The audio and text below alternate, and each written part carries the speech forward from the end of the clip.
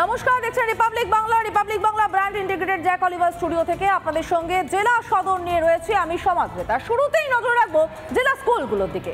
জেলা স্কুলগুলোর কার্যত ভাঁড়েমা ভবানী দশা। চক, ডাস্টার, পেন্সিল কিছু কিনবে তার পয়সা নেই, কারণ কম্পোজিট ফান্ডের টাকা 2024-এর এখনো ঢোকেনি, যার ফলে প্রাথমিক থেকে মাধ্যমিক, মাধ্যমিক থেকে উচ্চ মাধ্যমিক স্কুলগুলো কার্যত ধুঁকছে কম্পোজিট ফান্ডের অভাবে।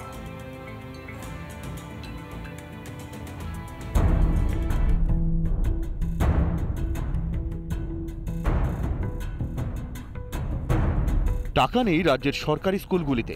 প্রাথমিক থেকে উচ্চ মাধ্যমিক মিলছে না স্কুল চালানোর জন্য বরাদ্দ টাকা। টাকাটা ছাত্রছাত্রীর সংখ্যার হিসাব করে বিদ্যালয় পিছু বরাদ্দ হয়। এপ্রিল মাসের মধ্যেই কিন্তু সেই বরাদ্দ দিয়ে দেওয়ার কথা। আজ নভেম্বর মাসের প্রায় অর্ধেক হতে চলেছে, কিন্তু এখনও পর্যন্ত এই কম্পোজিট ফান্ডের টাকা বিদ্যালয়গুলো পাচ্ছে না। সঠিক সময় ফান্ড না পাওয়ায় পড়াও বন্ধ, খেলাও বন্ধ বীরভূমের প্রাথমিক স্কুলে। অ্যানুয়াল স্পোর্টস, সেই স্পোর্টসটা 2024 হবে কিনা এখন সন্দেহ রয়েছে। কারণ কি, এই কালী পুজোর পরই স্পোর্টসে ছেলেরা নেমে পড়ে এবং প্রতিটি শিক্ষক শিক্ষিকা সে প্র্যাকটিস শুরু করায় এবং ডিসেম্বর নাগাদ স্পোর্টস হয়ে যায়। তা এবছর এখনও পর্যন্ত টাকাই ঢুকলো না, অর্থাৎ স্পোর্টসটাও অনিশ্চিত। সব মিলিয়ে কিন্তু সমস্যায় পড়ছেন। আর তাই ডান বাম সব সংগঠনের শিক্ষক নেতাদের বক্তব্য, যত দ্রুত সম্ভব এই কম্পোজিট ফান্ড অ্যালট করা হোক, তাতে অন্তত স্কুলগুলো সুষ্ঠুভাবে পরিচালনা করা যাবে। বছর কম্পোজিট গ্রান্টের টাকা এখনও বিদ্যালয়গুলিতে সম্ভবত আমার বিদ্যালয়ে ঢোকেনি, সম্ভবত সব বিদ্যালয়ে ঢোকেনি। প্রশ্নপত্র ছাপানো থেকে শুরু করে বিভিন্ন ধরনের প্রিন্ট আউট, এই যে খরচগুলি, ইলেকট্রিক বিল, এগুলো সমস্যার জায়গাটা কিন্তু তৈরি হচ্ছে। আমরা আশা করি যতদূর সম্ভব, যত তাড়াতাড়ি সম্ভব এটার যে সমস্যা যদি কিছু থেকে থাকে তার সমাধান হয়। আমরা অন্যান্য বছর টাকাটা এপ্রিলের ফার্স্ট উইকের মধ্যেই পেয়ে যাই, কিন্তু এবছর না পাওয়ার জন্য প্রচণ্ড অসুবিধার মধ্যে পড়তে হচ্ছে। সমস্যার সম্মুখীন আমাদের হতে হচ্ছে, যেমন ইলেকট্রিক বিল, কোনো ফ্যান খারাপ হলে সেটা সারানো, কোনো গেটের প্রবলেম হলে গেটটাকে একটু মেরামত করা, অসুবিধার সম্মুখীন হতে হচ্ছে। একথা অস্বীকার করার কোনো উপায় নেই। বেকায়দায় পড়েছে দুর্গাপুরের সরকারি স্কুলও। আর্থিক সংকটের মধ্যে পড়েছে প্রাথমিক স্কুল থেকে মাধ্যমিক উচ্চ মাধ্যমিক স্কুলগুলো, এবং সেখানকার যারা দায়িত্বে প্রধান শিক্ষক আছেন স্কুল চালানো একটা সমস্যার মধ্যে পড়েছেন। এবং প্রাথমিক স্কুলের শিক্ষিকারা তো বলছেন, প্রধান শিক্ষিকা, যে আর হয়তো স্কুল চালানো সম্ভব হবে না, কারণ গ্যাটের খড়ি খরচা করে তারা স্কুল চালাচ্ছে এবং সেই টাকাও তারা দীর্ঘ 11 মাস ধরে পায়নি, এবং আগামী দিনে সেই টাকা আদৌ পাওয়া যাবে কিনা তা নিয়ে যথেষ্ট তারা সন্দিহান। এই টাকাটা অবশ্যই দরকার ছিল। আমরা তো এইখানে স্কুলে, মাধ্যমিক স্কুলগুলো আমরা তবু 240 টাকা নিতে পারি, কিছু টাকা আমাদের আসে, কিন্তু প্রাইমারি স্কুল তো 1 টাকাও নিতে পারে না। যেদিন আসবে তারপরে আপনি খরচা করবেন, এই না খরচা করে এটা হতে পারে না, কারণ অডিট ধরবে। আসবে 1 লাখ টাকা, তো সেটাই কবে আসবে কে জানে। এটা খুব সমস্যা, এটা সরকারের ধ্যান দেওয়া উচিত। ফান্ডের অভাবে ধুঁকছে স্কুল, থমকে স্কুলের মেরামতি, ভাঙাচোরা ক্লাসরুমেই চলছে পঠন পাঠন।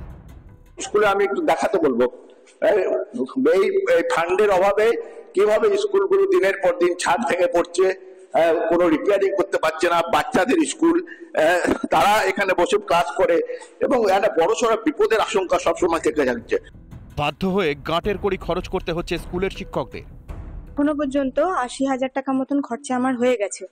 জানি না পরবর্তীকালে আর কত খরচা করতে হবে, তবে আমি বাচ্চাদের মুখ দেখে, বাচ্চাদের জন্য আমি এই টাকাটা খরচা করে যাচ্ছি। মিলের অবস্থা বা আমাদের এই যে দেখতেই পাচ্ছেন আপনারা যে ঘরের অবস্থা, বিশেষ করে কারেন্টের বিল, আমাদের প্রচুর পরিমাণে কারেন্টের বিল আছে। আমাদের একটুখানি গ্র্যান্ড করে দেন, তাহলে আমরা অন্তত এই অনিশ্চয়তার মুখে পড়ি। নিধিরাম সর্দার হয়ে রাজ্যের শিক্ষা প্রতিষ্ঠানগুলো চলছে।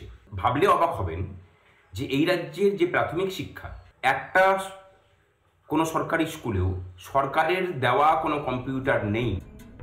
একই ছবি বাঁকুড়ায়। এপ্রিলে যে টাকা ঢোকার কথা তা বছর শেষেও এলো না। ইন্টারনাল কাজকর্ম, সেই কাজকর্ম করার জন্য যে গ্র্যান্ট দেওয়া হতো গত বছর পর্যন্ত দেওয়া হয়েছিল, কিন্তু এবছর এখনো পর্যন্ত না দেওয়াতে চরম সমস্যায় পড়েছেন প্রাথমিক থেকে উচ্চ মাধ্যমিক স্কুলের যারা প্রধান শিক্ষক আছেন তারা। আমি এই মুহূর্তে রয়েছি কাটাগড় ভগলদিঘি উচ্চ বিদ্যালয়। ছোটখাটো বিভিন্ন রকমের মেনটেন্যান্সের কাজ, এবং আরো অন্যান্য যে কাজগুলো বিদ্যালয়ে থাকে, যেমন পরীক্ষার সংক্রান্ত খরচপত্র ইত্যাদি, সেগুলো আমাদের ওখান থেকে খুব সুন্দরভাবে হয়ে যেত। এই এটার উপরে খুব নির্ভরশীল হয়ে যায়, মানে সেভাবে আমরা বাজেটটা করে থাকি, এবছর পাইনি। শিক্ষক সংগঠনের পক্ষ থেকেও কিন্তু জেলা শিক্ষা দপ্তরে জানানো হয়েছে যে এই কম্পোজিট গ্র্যান্ট যাতে খুব শীঘ্রই তাদের স্কুলেতে মেলে, এবং পাশাপাশি যেটা সূত্রের খবর জানা যাচ্ছে যে জেলা শিক্ষা দপ্তরের পক্ষ থেকে কিন্তু রাজ্য শিক্ষা দপ্তরেও কিন্তু বিষয়টি জানানো হয়েছে। চুরি দুর্নীতি তো ছিলই, গোদের ওপর বিস্ফোরা শূন্য ভাড়া। এ রাজ্যে আদৌ বাঁচবে সরকারি স্কুল? মনোরঞ্জন চ্যাটার্জি, রমেন মজুমদার, মৃন্ময় পানের রিপোর্ট, রিপাবলিক বাংলা। বাংলায় দুর্নীতি একটা বড় সমস্যা। এক দুর্নীতির অভিযোগ কাটতে না কাটতেই আর এক দুর্নীতির অভিযোগ চলে, যদিও কোনোটারই মীমাংসা আমরা দেখতে পাই না। মাথার ছাদ চুরি যাচ্ছে, কারা চুরি করছে তাদের কোনো শাস্তি নেই, মীমাংসা হয় না। চাকরি চুরি যাচ্ছে, কারা চুরি করছে কোনো মীমাংসা হয় না। এবার নতুন সংযোজন, ট্যাব চুরি হয়ে যাচ্ছে, ট্যাব দুর্নীতি।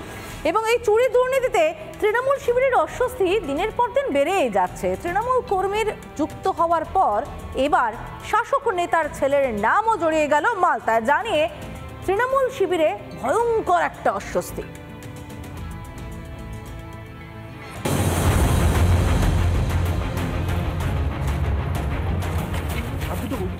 ট্যাব দুর্নীতিতে ফের তৃণমূলের চোখ। তৃণমূল কর্মীর পর এবার তৃণমূল নেতার ছেলে সহ 4 জনকে গ্রেফতার করল পূর্ব বর্ধমান থানার পুলিশ।